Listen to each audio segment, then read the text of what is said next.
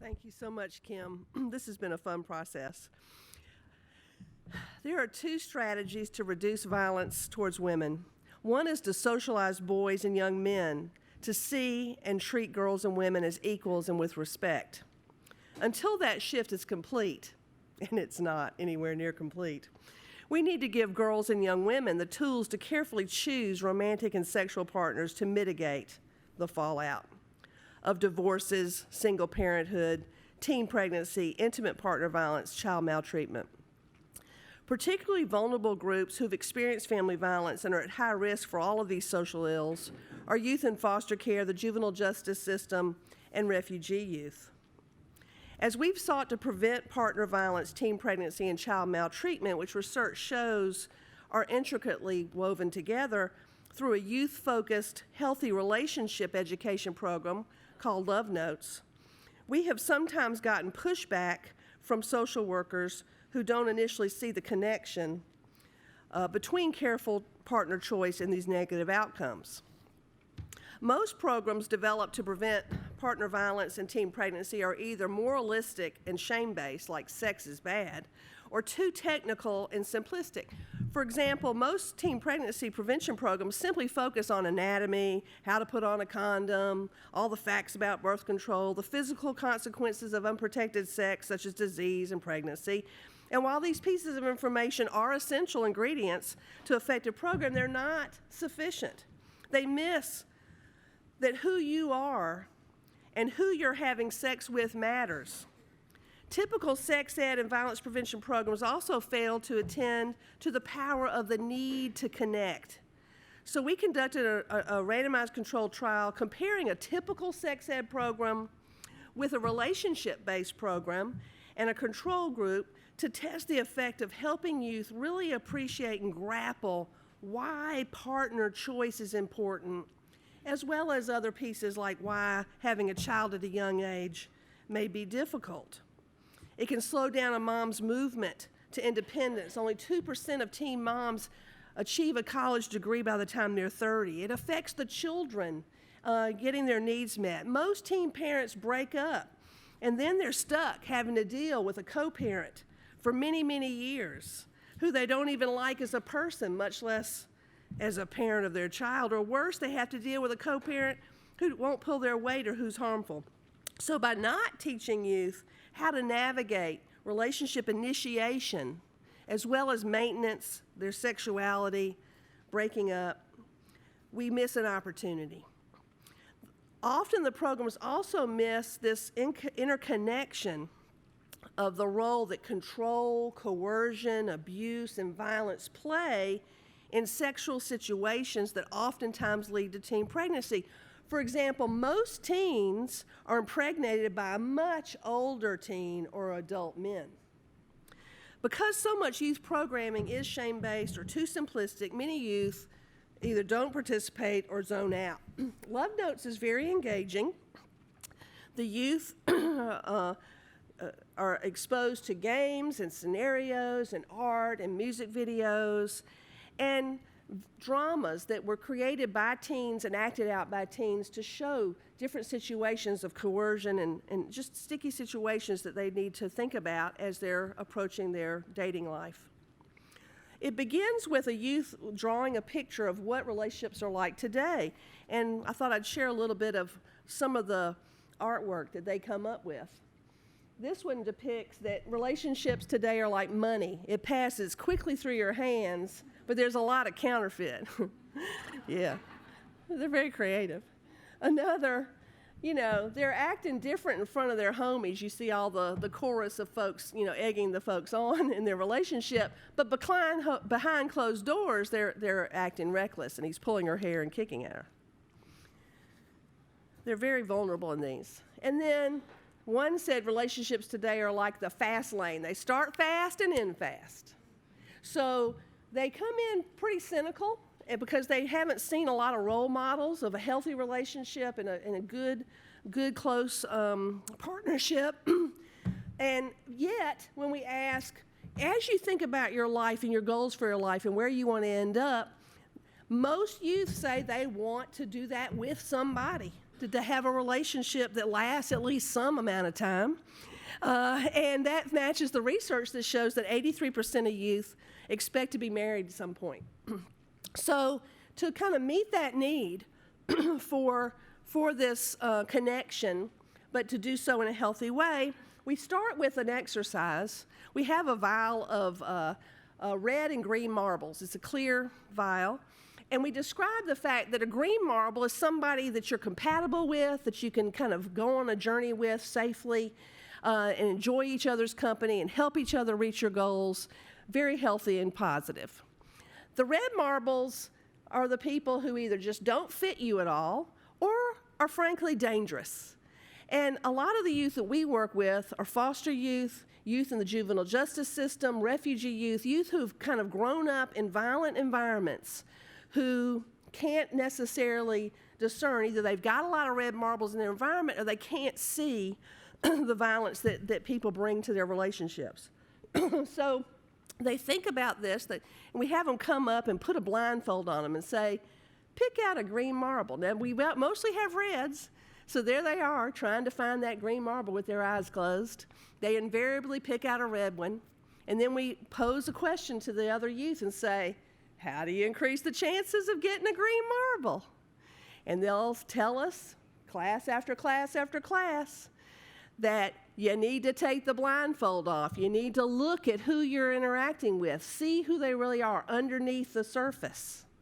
Ask your friends and family to tell you what they're like, because as we also teach them later on, the brain changes when you find somebody attractive, and you kind of lose your mind, and you can't really see what people are like.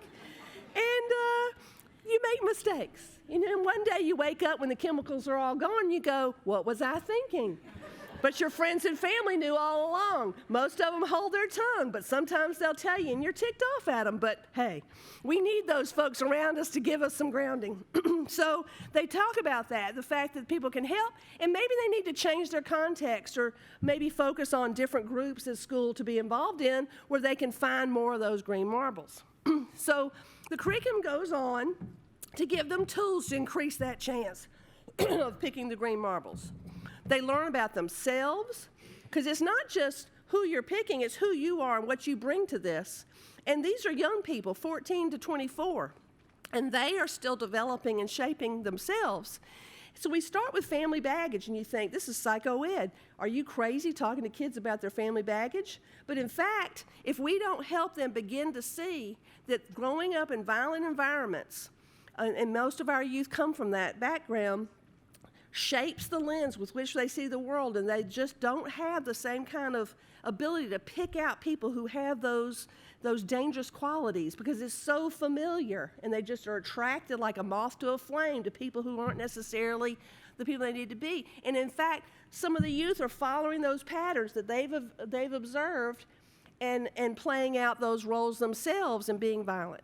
So they think about that family baggage, what that does to their thinking, and start to assess, who am I and who do I want to be as I show up in relationships? Do I want to be like what I've seen, or do I want to do something different and break that cycle to be the kind of person that somebody wants to be with, and to also find people that will match my needs as I go along? Now, we also make it fun. We don't just stay in that heavy moment. We teach them about personality and how to find a good match. And it all just kind of culminates in setting expectations for what you want in a relationship and how to really get there. To set that bar high, to respect yourself enough to say, I want this, and I'm going to wait till I get it, and I'm going to surround myself with folks that can give me that kind of thing. So when we do some qualitative interviewing after our program, we've heard lots of stories of how this has changed kids' lives, as well as with surveys. One young woman said, it used to be that the guys would kind of roll up in their car and say, get in, which is usually a signal of, let's have hookup sex. And she'd think to herself, well, if this is the only way I'm ever going to get a boyfriend, I better just hop in. And now, after her Love Notes experience, she realizes, I don't really want to do that. This guy may be dangerous. He may not be a good match. He may not put that condom on because he thinks it doesn't feel good. And so I'm just going to say, I'll just take a pass here and not do that this time. I want to get to know people before I do that. So they also learn about those red flags. We play lots of games where they have different scenarios of the kinds of things that can happen that show the signal that somebody might be really controlling or verbally or emotionally abusive or have those kind of tendencies towards violence. They usually don't show it early on. And also with our youth, especially youth in foster care, the predators are often circling the centers where they're staying in the foster homes to try to grab them as they come out or as they escape, to send them in a trafficking situation, or just adult men who have nefarious reasons for having sex with a teenage girl. So they really grapple with and think about those kinds of things and ways that and drugs and alcohol can really impair their ability to see those red flags. There's a big component around social media, as well as just kind of unpacking those myths that jealousy is romantic, or that somebody constantly texting you is a good thing, or that the way to resolve conflict is to hit. And so when we survey youth after the program, we see a real shift from before to after in reducing these kinds of myths and beliefs in violence. So they also learn about healthy relationships, what they look like, what equality really looks like, how that's played out, how to be respectful towards each other, not play games or manipulate. And then those who are seeking relationships with males, and we have lots of kids who are really exploring same-sex relationships and relationships with other women, but some are still, seeking that relationship. Some of the women are seeking relationships with males. And throughout the program, there's imagery and videos and things showing kind of this toxic masculinity and how that is a problem, and how this opposite, more, honest, respectful kind of masculinity is really what people should be drawing to rather than the other. So the guys get that message through the facilitators. We have men and women facilitating and modeling those behaviors, as well as through some of the materials. And so they're getting that message that respect is the key for all folks. There's a sculpting exercise in the middle of the program where folks kind of look at scenarios and they explore how that can look.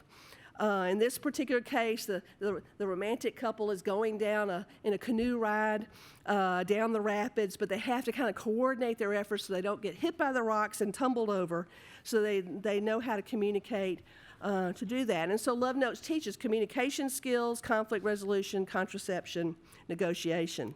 We found really great results that this violence starts to reduce those attitudes, the kids leave relationships that are poor, that the kids who kind of are prone to some of this controlling behavior begin to get some help to change that, and that the risky sex starts to decrease, and pregnancy was half the rate in this program than the others that we compared them to.